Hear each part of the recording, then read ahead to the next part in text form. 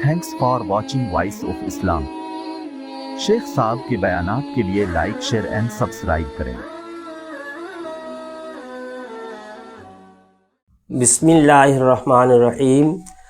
अल्हम्दुलिल्लाहि व कफ़ा व सलामुन अला इबादिहिल्लज़ीना इस्तफ़ा, अम्मा बाद। भाई সকল, অত্যন্ত গুরুত্বপূর্ণ কয়েকটি কথা বলবো ইনশাআল্লাহ, বিশেষ করে ঈদ সম্পর্কে। দেখতে দেখতে আল্লাহ তাবারক ওয়া তাআলা সুষ্ঠুভাবে রমাদানের রোজাগুলোকে আমাদের দ্বারাই করিয়ে নিয়েছেন। এটা আল্লাহ পাকের অপার করুণা, আল্লাহ পাকের অপার রহমত। আমাদের ক্ষমতা ছিল না এই রোজাটাকে এইভাবে সুষ্ঠুভাবে আদায় করার, কিন্তু আল্লাহ সুবহানাহু তাবারক ওয়া তাআলা আমাদেরকে অত্যন্ত ভালোবাসেন, যার কারণে আল্লাহ তাবারক ওয়া তাআলা আমাদেরকে রোজাটাকে সুন্দরভাবে আদায় করার তৌফিক দান করেছেন। আলহামদুলিল্লাহ। এ আল্লাহ, বাকি আর 2টি বা 3টি রোজাকে তুমি এইভাবে আমাদেরকে চালিয়ে দিও। পবিত্র রমাজান মাসের অনেক ব্যাপার ছিল, বিশেষ করে লাইলাতুল কদর। বারবার বলেছি আমি, লাইলাতুল কদর সম্পর্কে, অর্থাৎ সম্মানিত রাত। কোরআনে কারীমের মধ্যে আল্লাহ স্বয়ং বলেছেন, খয়রুম মিন আলফি শাহর, 1000 মাস অপেক্ষা উত্তম। সেই লাইলাতুল কদর বেজোড় রাত্রে শেষ দশকে নবী পাক সাল্লাল্লাহু আলাইহি ওয়াসাল্লাম অন্বেষণ করতে বলেছিলেন। তাই আমরা 21, 23, 25, 27 পার করে ফেলেছি, এবার 29টা বাকি আছে।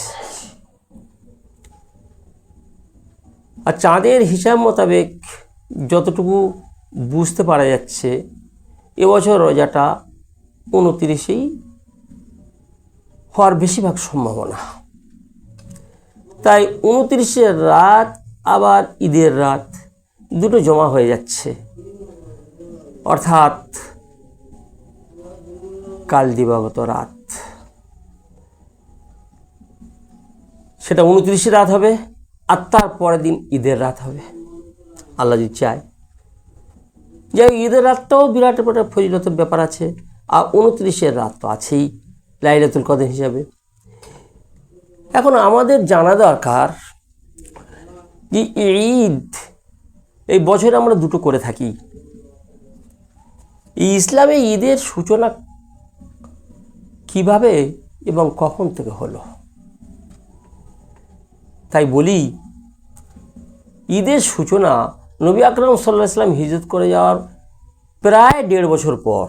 আল্লাহ রসুল সাল্লাল্লাহু আলাইহি ওয়াসাল্লাম মদিনার মানুষদের আচার আচরণ, কৃষ্টি কালচার সব দেখতেন, যতক্ষণ না পর্যন্ত নতুন করে কোনো হুকুম, কোনো নির্দেশ, কোনো অর্ডার আল্লাহর পক্ষ থেকে না আসত, ততদিন পর্যন্ত তাদের, অর্থাৎ মিল্লাতে ইব্রাহিমের প্রতি আল্লাহ রসুল সাল্লাল্লাহু আলাইহি ওয়াসাল্লাম অনুকরণ করতেন। তখন দেখতে পেলেন 1.5 বছর পর্যন্ত দেখলেন যে মদিনাবাসীরা, অর্থাৎ বেশিরভাগ ইহুদি আর মুশরিক, তারা দুটো দিনকে খুব খেল তামাশা, এই যেমন আমাদের ভারতবর্ষের বুকে এই দিওয়ালি আর হোলি, যে সমস্ত নাচা কোঁদা আর যেমন খেল তামাশা ইত্যাদি ইত্যাদি, ফুর্তি আমোদ বিনোদ ইত্যাদি ইত্যাদি করে থাকে, তার থেকেও আরও বেশি বাড়াবাড়ি।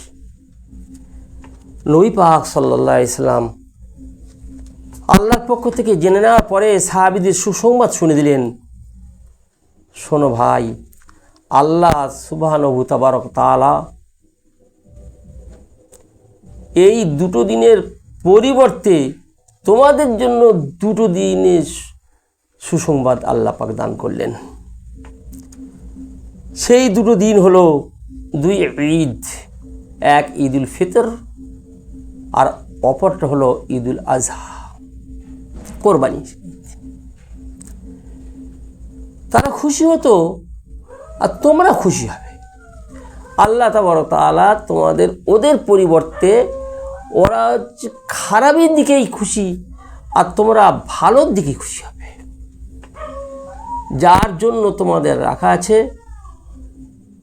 আল্লাহ পাকের ইবাদত আমাল, 30টা বা 29টা রোজা রেখে নিয়ে আর খুশি বাঁচাও, ঈদ করো। ঈদ শব্দ তার আক্ষরিক অর্থ হলো বারবার ঘুরে ঘুরে আসা, লোট না, অর্থাৎ ঘুরে ঘুরে আসা। এই হয়ে গেল রোজা রাখার পরে ঈদ, আবার দেখতে দেখতে দেখতে বছর পার হয়ে আবার ফের এসে গেল, আবার এসে গেল, আবার এসে গেল। এই আল্লাহ রসুল থেকে চলে যাওয়ার পরে 1450 বছর আসছে আসছে আসছে আসছে, বারবার আসছে। বকরা ঈদ এরকম বারবার আসছে, তাইতেই বলা হয় ঈদ। এটা এর আবিধানিক অর্থ, আর এইটাই আসল। এর এবার ভাবার্থ বা আঞ্চলিক অর্থ, এক একটা রেওয়াজ অর্থ নেওয়া যায়, মহামিলন, খুশি, আনন্দ উপভোগ করা ইত্যাদি ইত্যাদি। যেহেতু তারা ঈদ মাচাতো অর্থাৎ আনন্দ করত, আল্লাহ তাবারক তাআলা আমাদের ইবাদতের মাধ্যমে আনন্দ করার ব্যবস্থা করেছেন যে সারাটি মাস রোজা রেখে দাও। তাইতেই হাদিস পাক আল্লাহ রসুল সাল্লাল্লাহু আলাইহি ওয়াসাল্লাম পরিষ্কার বলছেন, লিসাইমি ফারহাতান ইয়াফরাহুমা ইদা আফতারা ফারিহা ওয়া ইদা লাকিয়া রব্বাহু ফারিহা বিসাওমিহি। বুখারী শরীফের 1904 নম্বর হাদিস। রোজাদারদের জন্য দুটো অত্যন্ত আনন্দ আর খুশির সময় ঘটে। একটা ইদা আফতারা ফারিহা, যখন ইফতার করে নেয় তখন একটা। ওয়াইদা লাকিয়া রব্বাহু, যখন মরার পরে কিয়ামত দিবসে আল্লাহ সুবহানাহু তাবারক তাআলার সম্মুখে দণ্ডায়মান হতে হবে, সাক্ষাৎ হবে, তখন ফারিহা বিসাওমিহি, রোজা রাখার কারণে খুশি হবে। কারণ রোজা হলো ঢাল স্বরূপ, আর রোজা আল্লাহ রসুল সাল্লাল্লাহু আলাইহি ওয়াসাল্লাম হাদিস পাকের মধ্যে বলছেন, আস-সাওমু লি ওয়া আনা আজজি বিহি, অন্য নুসখায় ওয়া আনা উজজা বিহি। এটা হাদিসে কুদসি। আল্লাহ তাবারক তাআলা বলেন যে রোজা বান্দা একমাত্র আমারই সন্তুষ্টির জন্য রাখে, লোক দেখানোর জন্য রাখে না। অতএব আমি নিজে হাতে তার প্রতিদান দেব। আর যদি উজজা পড়া হয় তাহলে স্বয়ং আমি তার প্রতিদান। যাই হোক, এ অর্থটা একটা নেওয়া হয়েছে, কিন্তু আল্লাহ নিজে হাতে প্রতিদান দেবেন। আর রোজাদার জন্য একটা জান্নাতের একটা নির্দিষ্ট দরজা, সেই দরজার নাম হলো রাইয়ান, রাইহান। সেই রাইয়ান দরজা দিয়ে ঢোকা হবে, রোজাদার ঢুকবে একমাত্র, অন্য কোনো কেউ ঢুকবে না। রোজার এত বড় লাভ, এখন 30টা হোক আর 29টা হোক, হাদিস পাকে পরিষ্কার এসছে, শাহর রমাদান লা ইয়ানকুসা। 29 মাস হতে পারে বা 30 মাস হতে পারে, কিন্তু সওয়াব বা ফজিলতের দিকে লক্ষ্য করে একটু কমই করা হবে না, 30 পুরো করে দেওয়া হবে। এই জন্য 29টা রোজা হলো সেই 30টা রোজার সওয়াব, আর 30টা রোজা হলো 30টা রোজার সওয়াব, এর মধ্যে কোনো সন্দেহ নেই। তাই ভাই, ঈদ হলো বারবার আসছে, আসল অর্থ এই আবিধানিক অর্থ, আর তার ভাবার্থ এই বললাম আনন্দ দিন, খুশির দিন, মহামিলনের দিন। কত সুন্দর কথা বলা হয়েছে। তাই ঈদের জন্য কি করলে খুশি হবে আল্লাহ তাবারক তাআলা? প্রথম কাজ হবে ঈদের নামাজ, ঈদের সালাত কায়েম করা, ঈদের নামাজ কায়েম করা। সারাটি মাস ধরে রোজা রাখা হলো। আল্লাহ তাবারক তাআলা আমাদের কত রকমের বৈধ জিনিসকে অবৈধ করে দিয়েছেন। স্ত্রী বৈধ ছিল, সেটা অবৈধ হয়ে গেছে। খাওয়া বৈধ ছিল, সেটা অবৈধ হয়ে গেছে। পান করা বৈধ ছিল, সেটা অবৈধ হয়ে গেছে। তাই এবার আল্লাহ পাক খুশি জোয়ার ঢেলে দিয়েছে, খুশির জোয়ার এসে গেছে। এখন সব কটা বৈধ, স্ত্রীও বৈধ, খাদ্য বৈধ, পানীয় বৈধ। এখন তোমাদের খুশি হবে না? অবশ্যই খুশি হবে। এই জন্য ঈদটা বিরাট খুশি, বিরাট ভালো জিনিস। তা বলে আমাদের এই ছোকরারা, আমাদের যুবকরা, যুবতীরা যা করে সেটা শরীয়তের গণ্ডির বাইরে, আমরা ভুল বুঝে নিয়েছি। ঠিক যেমন ভারত স্বাধীন হয়েছে, স্বাধীন অর্থ, স্বাধীনতার অর্থ আমরা যেমন ভুল বুঝে নিয়েছি। নারী বলে স্বাধীন কিসের?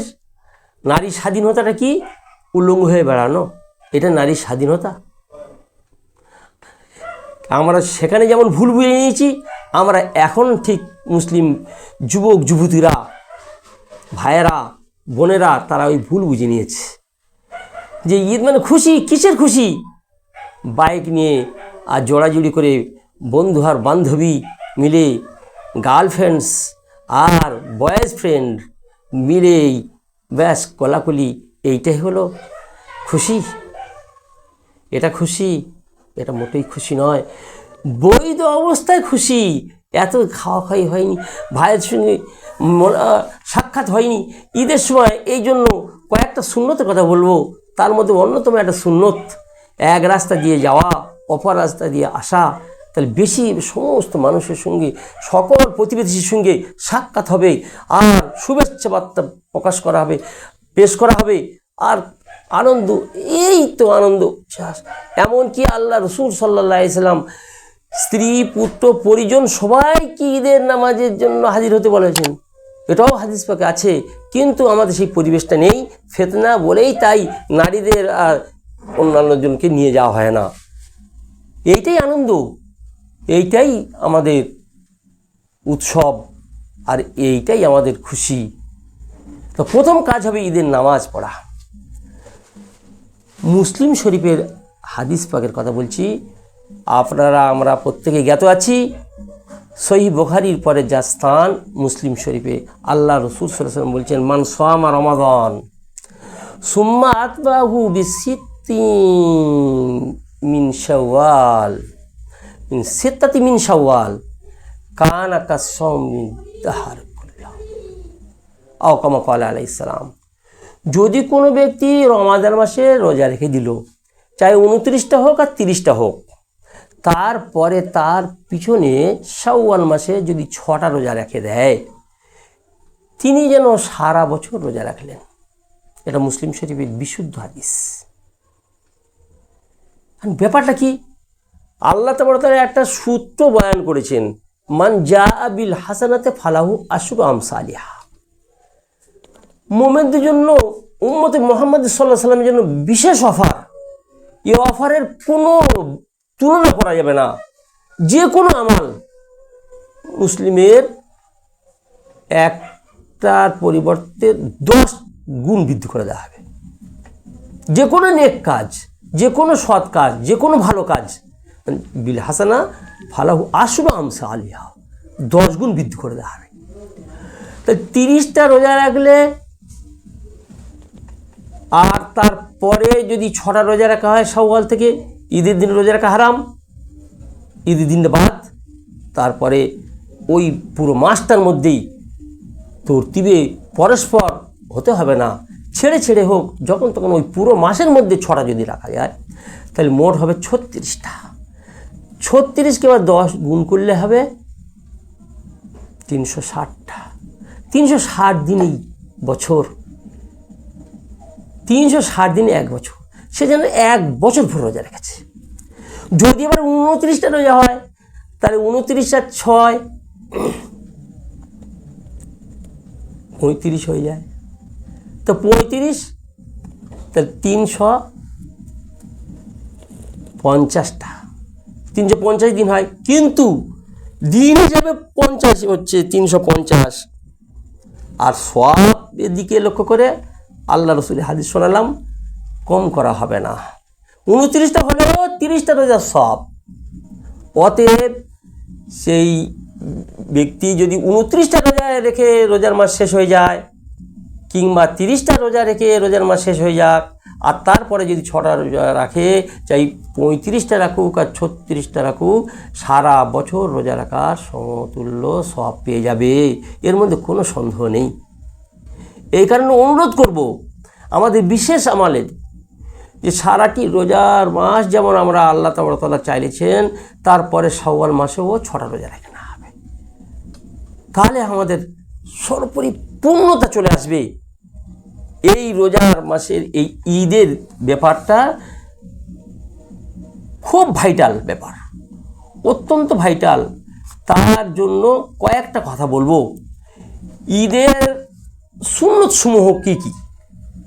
একটা সুন্নত জিন্দা করলে 100 শহীদের সওয়াব পাওয়া যায়, যদিও হাদিসটার মধ্যে একটু কমজোরি আছে, কিন্তু ফাজাইলের দিকে লক্ষ্য করে অত্যন্ত মূল্যবান হাদিস।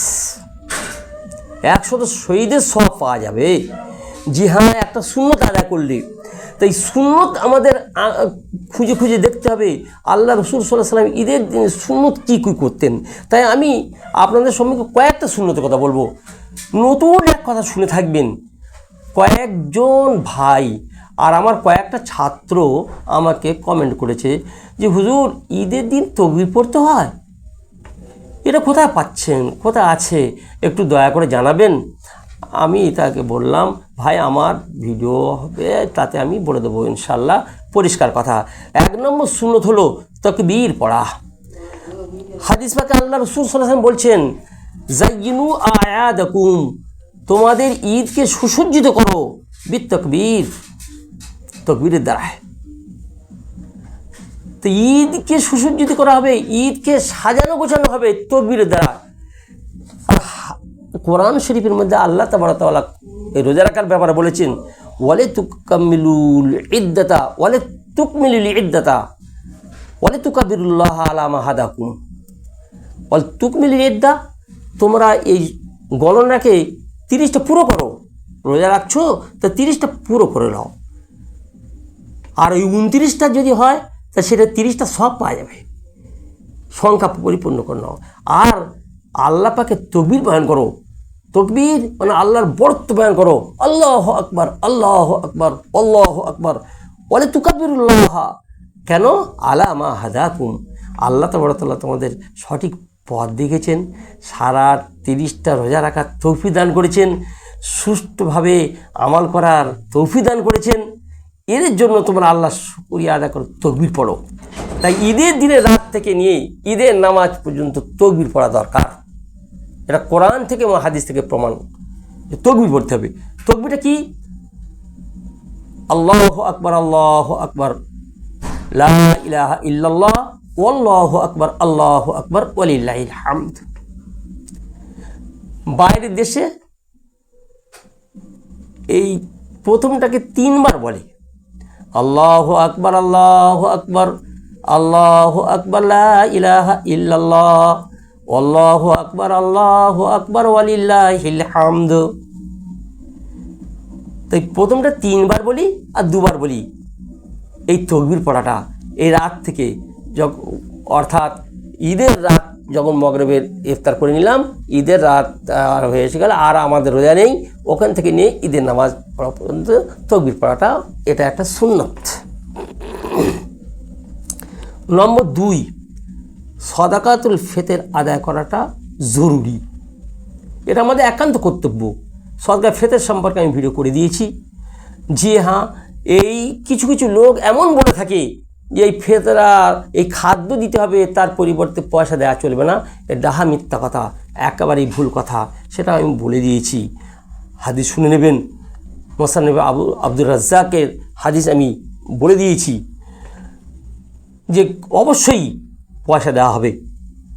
আর গমটা যে নিসফা, অর্থাৎ 1650 গ্রাম হোক আর 1575 গ্রাম হোক, 1650 গ্রাম, সেই গমটা দিতে হবে বা তার মূল্য দিতে হবে।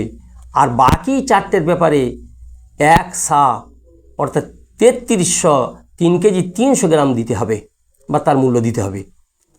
আর ফিতরা আদায় করার ব্যাপারটা, পরিমাণ বললাম, আদায় করার ব্যাপারটা হলো এইটাই, ইমাম সাহেবদের ইখতিলাফ আছে, মতবিরোধ আছে।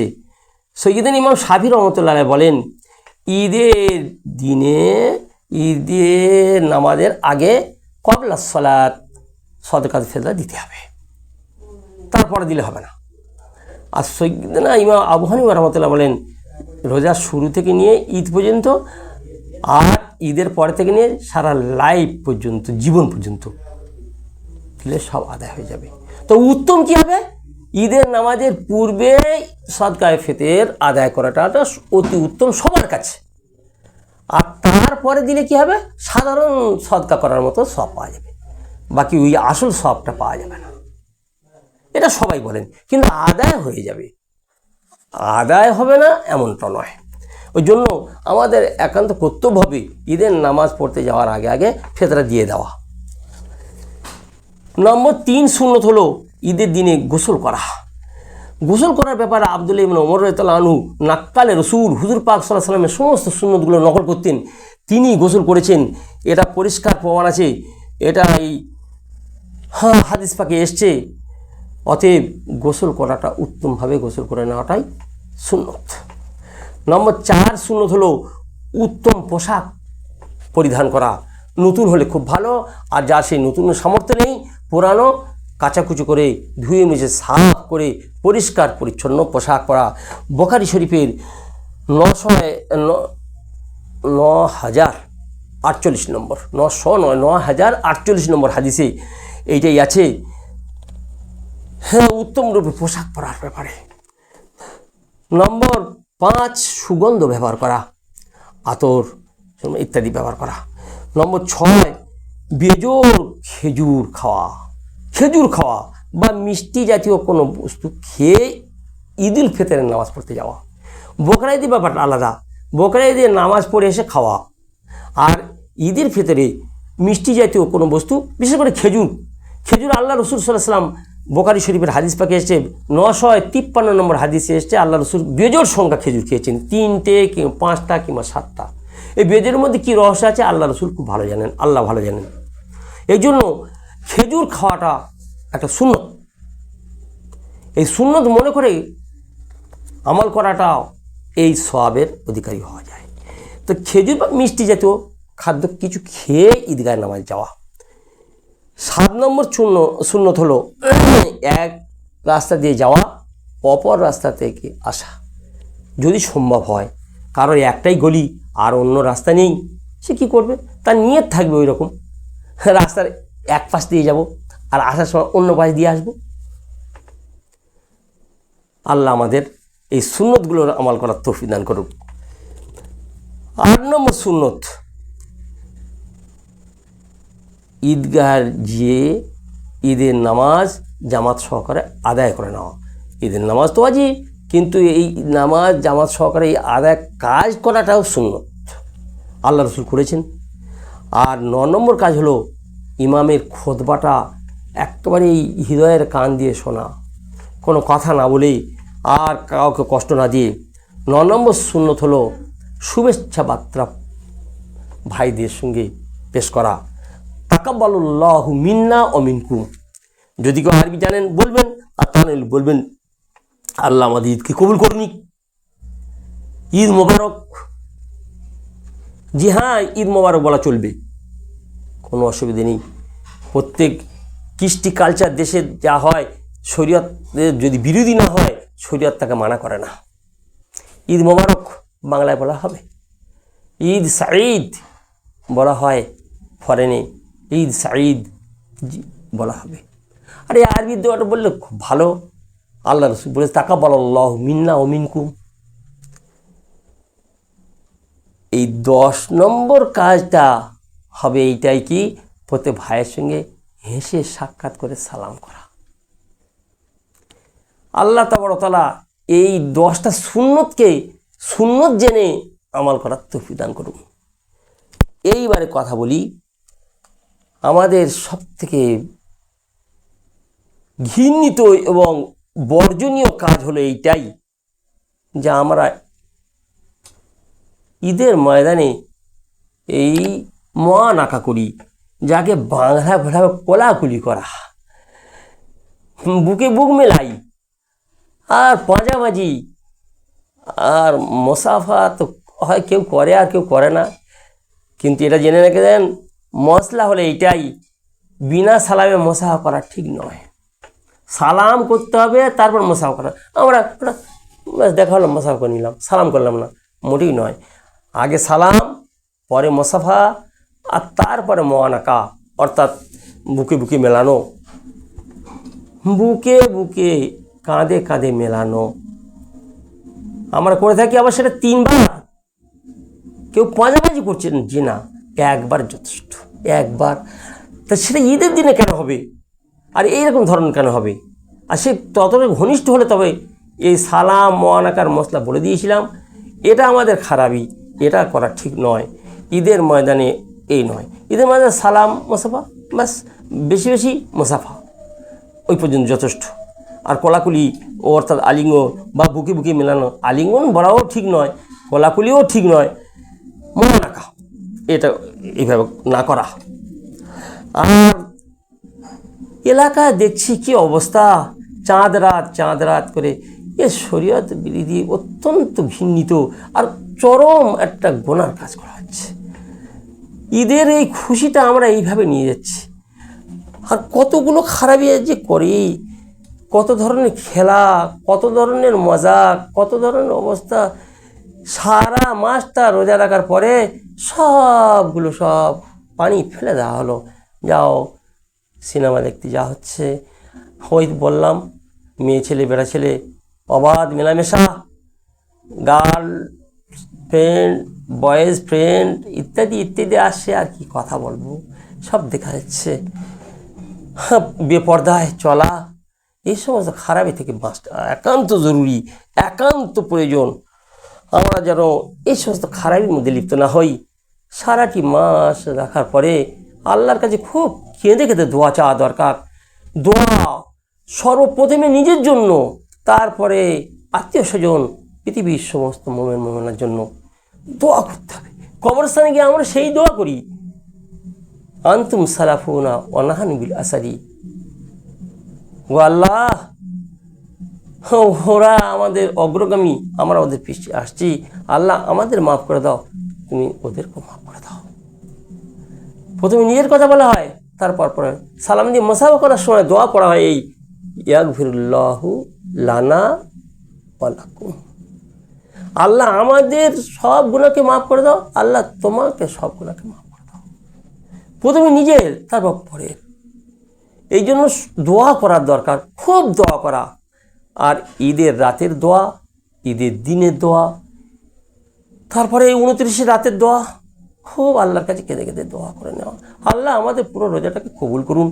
আল্লাহ তুমি আমাদের সমস্ত দুনিয়ার, বর্তমানে দুনিয়ায় মুসলমানদের 2টো জিনিসের অত্যন্ত অভাব আমি পরিলক্ষিত, আমি খুব লক্ষ্য করছি 2টো জিনিসের চরম অভাব। একটা জিনিস হলো অর্থের অভাব হয়ে পড়েছে, আর দ্বিতীয় জিনিস হলো টেনশানে সবাই ভুক্ত, টেনশান করে করে শেষ হয়ে যাচ্ছি। তাই আল্লাহর কাছে দোয়া করা, আল্লাহ আমাদের টেনশন মুক্ত জীবিকা নির্বাহ করা, জিন্দিগি বাসার করার তৌফিক দান করো। এ আল্লাহ, এমন অর্থের অভাব দিও না যার দ্বারা ইমান হারিয়ে ফেলবো। বর্তমান পিরিয়ডে অর্থের অভাবে ইমানের মধ্যে কমই আসছে, ইমান হারিয়ে ফেলছি। এই জন্য এই 2টি দোয়া আমি আমার কওমের জন্য, নিজের জন্য খুব বেশি বেশি করি, আপনাদের করবার জন্য অনুরোধ করছি। এ আল্লাহ, এমন অর্থাভাব দিও না যার দ্বারা ইমানের মধ্যে কমি এসে যায়, খারাপ এসে যায়। এ আল্লাহ, এমন টেনশন দিও না যার দ্বারা পুরসুকুন যেন সুষ্ঠুভাবে জীবিকা নির্বাহ না করতে পারি, এরকম তৌফিক দেবেন আল্লাহ। সুষ্ঠুভাবে জীবিকা নির্বাহ করার, ইতমিনান শান্তির সঙ্গে সংসার চলবার, জীবিকা নির্বাহ করার, জীবনযাপন করার আল্লাহ তৌফিক দান করো। এ আল্লাহ, তুমি আমাদের দোয়াকে কবুল করলাও, শান্তির সঙ্গে জীবনযাপন করার তৌফিক দান করো, টেনশন মুক্ত জিন্দিগি দান করো, আর অর্থের অভাব থেকে আমাদেরকে বাঁচাও। আল্লাহ আমাদের আপনাদের প্রত্যেকের ঈদের সুন্নত সমূহকে আমল করার তৌফিক দান করুন। আমাদের এই ছোট্ট কথার প্রতি যদি কোনো একজন ভাই আমল করে থাকেন, তাহলে আমি আমার জীবনকে সার্থক মনে করব। আল্লাহর কাছে দোয়া করি আপনারা সবাই এই সুন্নত মনে করে, সুন্নতে খুঁজে খুঁজে সুন্নতকে নিয়ে সুন্নত মনে করে আমাল করবেন। এইটাই আপনাদের কাছে আমার একান্ত কাম্য।